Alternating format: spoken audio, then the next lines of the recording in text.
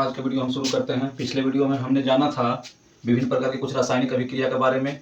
पिछले वीडियो में हमने पढ़े थे संयोजन अभिक्रिया के बारे में, वियोजन अभिक्रिया के बारे में, वैद्युत अपघटन अभिक्रिया, एकल विस्थापन अभिक्रिया और उभय विस्थापन अभिक्रिया।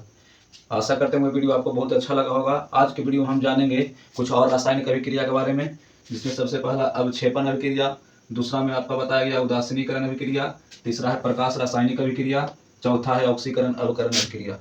तो सबसे पहले हम बात करेंगे यहाँ पे अवक्षेपण अभिक्रिया। तो यह भी एक प्रकार का रासायनिक अभिक्रिया होता है जिसमें अभिक्रिया के फलस्वरूप अवक्षेप की प्राप्ति होती है।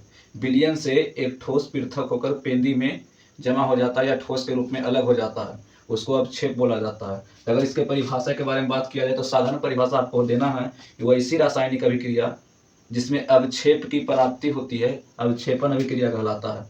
वैसी रासायनिक अभिक्रिया जिसमें अवक्षेप की प्राप्ति होती है, अवक्षेपण अभिक्रिया कहलाता है। इसे यहाँ पे एक उदाहरण दिया हुआ है। अभिक्रिया है आपका सोडियम क्लोराइड का सिल्वर नाइट्रेट के साथ। ये आपका सोडियम क्लोराइड है, यहाँ पे आपका है सिल्वर नाइट्रेट। जब दोनों अभिक्रिया करता है तो आपका सिल्वर क्लोराइड अवक्षेप के रूप में प्राप्त होता है। Chloride, silver chloride.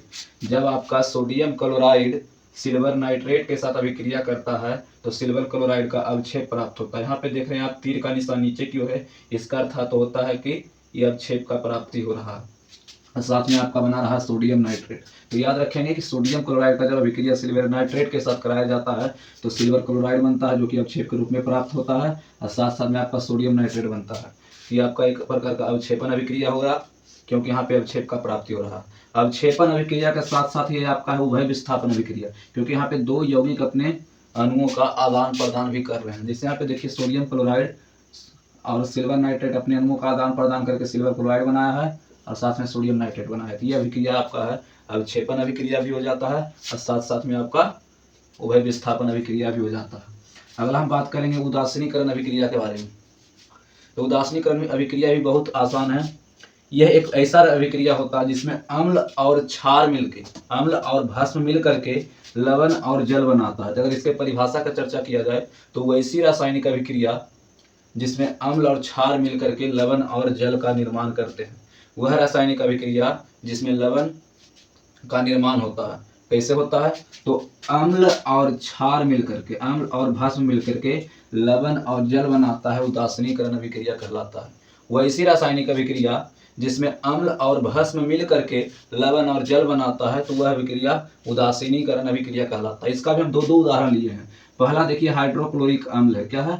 हाइड्रोक्लोरिक अम्ल, और दूसरा है सोडियम हाइड्रोक्साइड। ये आपका अम्ल हो जाता है, ये आपका भस्म है। क्या है आपका? है अम्ल है, ये आपका है भस्म। तो अम्ल जब अभिक्रिया कर रहा है भस्म के साथ तो आपका सोडियम क्लोराइड अर्थात ये क्या है आपका? लवण। क्या है? लवण। सोडियम क्लोराइड का निर्माण कर रहा है, साथ में किसका निर्माण कर रहा है? जल का। दूसरा उदाहरण लिख यहाँ पे दिया हुआ सल्फ्यूरिक अम्ल। क्या है आपका? H2SO4 अर्थात सल्फ्यूरिक अम्ल अभिक्रिया कर रहा है किसके साथ?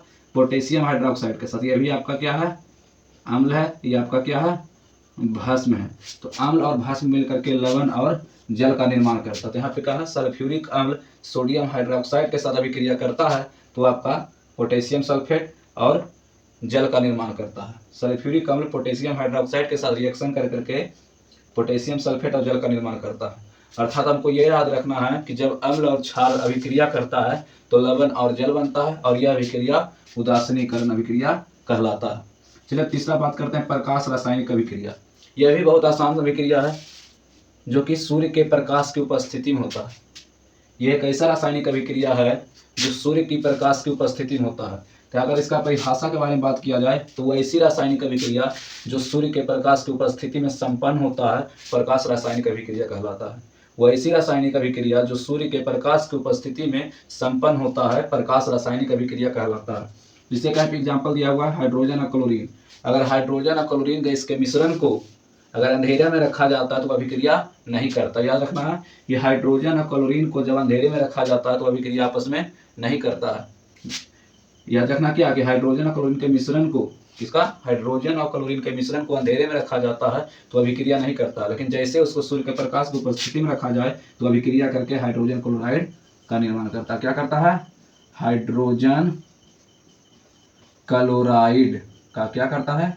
निर्माण कर लेता है। तो हमको क्या याद रखना है कि प्रकाश, सूर्य के प्रकाश की उपस्थिति में होने वाली अभिक्रिया को क्या बोलते हैं? प्रकाश रासायनिक अभिक्रिया।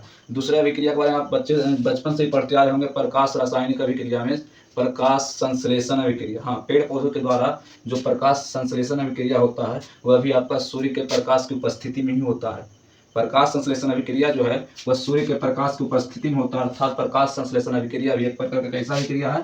प्रकाश रासायनिक अभिक्रिया। तो यहाँ पे आपका लिखा हुआ है प्रकाश संश्लेषण का सूत्र, जिसमें आपका वायुमंडल से कार्बन डाइऑक्साइड लिया गया, भूमि से जल तथा खनिज लवण का अवशोषण किया जाता है और सूर्य की प्रकाश की उपस्थिति में अभिक्रिया कर करके ग्लूकोज अर्थात कार्बोहाइड्रेट का निर्माण करता है और जल का निर्माण करता है। तो याद रखना कि प्रकाश संश्लेषण अभिक्रिया भी आपका एक प्रकार का प्रकाश रासायनिक अभिक्रिया है।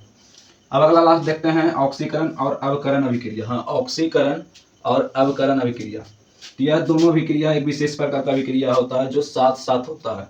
अब यहाँ पे देखते हैं ऑक्सीकरण अभिक्रिया किसको कहते हैं और अवकरण अभिक्रिया किसको कहते हैं। तो ऑक्सीकरण में ऑक्सीजन जुड़ता है, कोई भी तत्व के साथ ऑक्सीजन जुड़ता है तो ऑक्सीकरण अभिक्रिया कहता है, और किसी तत्व के साथ जब हाइड्रोजन जुड़ता है तो वह क्या कहलाता है? अवकरण। तो अगर परिभाषा के बारे में बात किया जाए, वैसी रासायनिक अभिक्रिया जिसमें ऑक्सीजन का संयोग या हाइड्रोजन का निष्कासन, वैसी रासायनिक अभिक्रिया जिसमें ऑक्सीजन का संयोग या हाइड्रोजन का निष्कासन होता है वह ऑक्सीकरण अभिक्रिया कहलाता है। क्या कहलाता है? ऑक्सीकरण कहलाता है। क्या कहलाता है? ऑक्सीकरण। जैसे आप देख रहे हैं कार्बन के साथ कौन सा तत्व जुड़ रहा है? ऑक्सीजन। कार्बन के साथ कौन सा जुड़ रहा है? ऑक्सीजन। तो यहाँ पे देख रहे हैं कि ऑक्सीजन का संयोग होता है तो क्या कहलाएगा आपका? ऑक्सीकरण कहलाएगा। क्या कहलाएगा? ऑक्सीकरण। इसके विपरीत ठीक हम चर्चा करते हैं अवकरण। तो वैसा रासायनिक अभिक्रिया जिसमें क्या होता है? हाइड्रोजन का संयोग या ऑक्सीजन का निष्कासन। हाइड्रोजन का संयोग होता है और या तो ऑक्सीजन का निष्कासन होता है। जैसे आप एग्जांपल लेते हैं H2 जोड़ Cl2, यहाँ पे बन जाता है आपका HCl। यहाँ पे देखिए क्लोरीन के साथ किसका संयोग हो रहा है? हाइड्रोजन का। हाइड्रोजन क्या हो रहा है? क्लोरीन के साथ जुड़ रहा है। तो आपका कौन सा अभिक्रिया होगा? अवकरण। कौन सा होगा? अवकरण।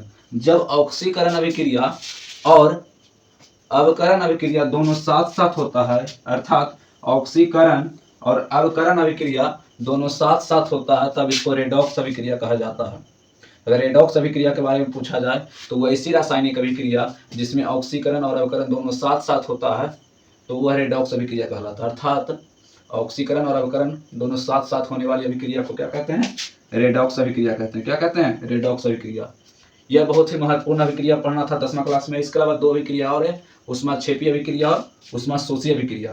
तो वह भी बहुत ही आसान समझने वाला बात होगा।